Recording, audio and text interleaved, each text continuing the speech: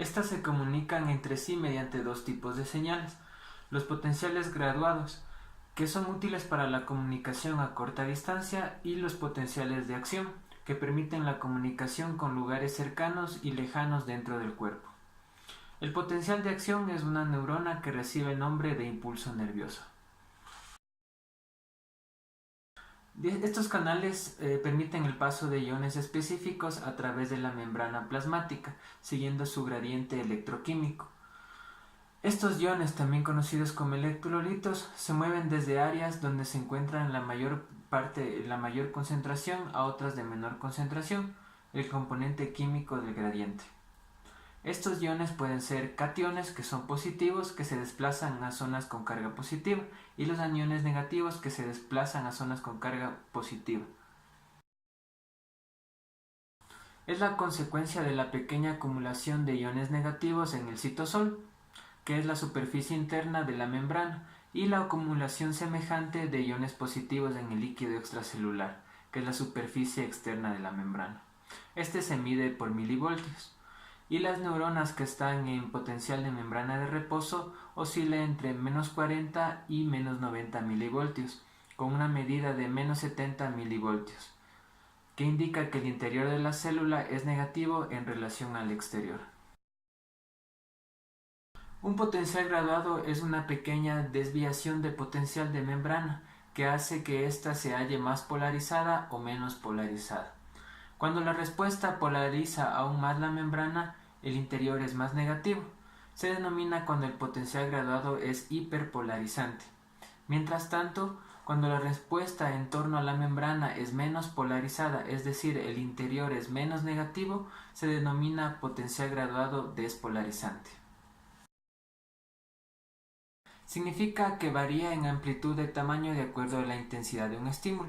Para que una señal eléctrica sea más intensa o más débil depende de dos aspectos: la cantidad de canales iónicos que se abran o cierren y el tiempo que permanezcan abiertos los canales. Una vez que el impulso nervioso se propaga, este desaparece gradualmente, produciendo la conducción decremental.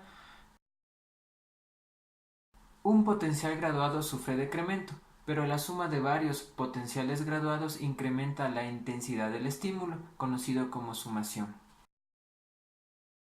Se compone de tres fases principales: la despolarizante. El potencial de membrana negativo se vuelve menos negativo, llegando a cero, y luego se vuelve positivo. La repolarizante. El potencial de membrana retorna a su estado de reposo en menos 70 milivoltios. Y la post-hiperpolarizante. El potencial de membrana se torna transitoriamente más negativo que el nivel de reposo. Mientras sucede el potencial de acción, se abren dos canales dependientes de voltaje, presentes en la membrana plasmática del axón y en axones terminales.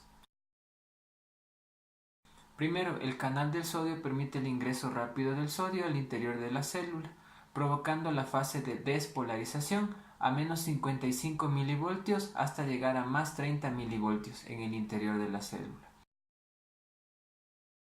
El canal del potasio permite la salida del potasio, provocando la repolarización de más 30 milivoltios a menos 70 en el interior de la célula. Y cuando los canales de potasio dependientes de voltaje se mantienen abiertos, a una vez terminada la fase de repolarización, se genera la fase de post-hiperpolarización de menos 90 milivoltios. A medida que se cierran más canales de potasio, la membrana se vuelve a menos 70 milivoltios.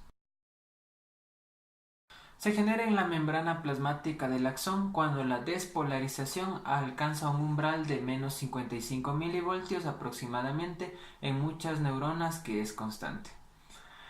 El potencial de acción no ocurre si el estímulo tiene un nivel subumbral y es único.